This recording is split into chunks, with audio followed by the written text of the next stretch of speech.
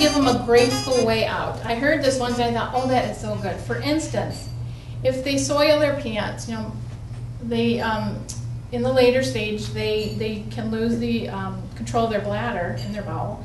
But let's say they have an accident and they wet their pants. Instead of saying, oh my gosh, you wet your pants, let's go change them, well, that makes them sound like a child. So you could say, oh my goodness, you must have sat in some water. I am so sorry. Let's go change those. So what did I do? I gave them dignity. I blamed it on somebody else. And I said, I'm sorry, even though I had nothing to do with it.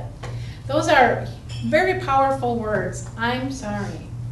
They're so, well, they should be easy to say. They're not always easy to say. But think about it. When somebody says to you, oh, I'm sorry. You know, like you can be, I've been in a restaurant, you know, and the food, I remember this one time, the food was ridiculously late, like a half an hour or something. You know, it was just ridiculous. We were getting quite frustrated.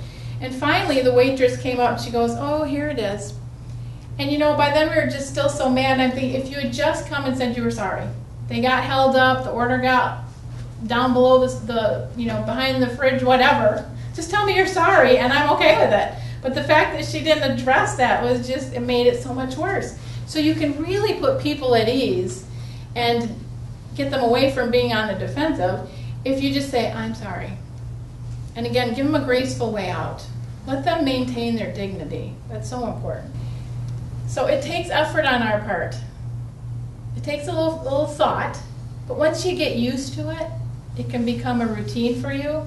And so I hope that you'll share that with other people as well, because those are some really, really key factors in helping them maintain their dignity and their self-respect at a time where it's really going down, down, down fast. I'm going to wrap it up and then I'm going to take some questions, but I wanted to end with this. I heard a nurse say once something that I thought was so good. She said, people in the advanced stages of Alzheimer's don't have yesterday, and they don't have tomorrow, but they have this very moment.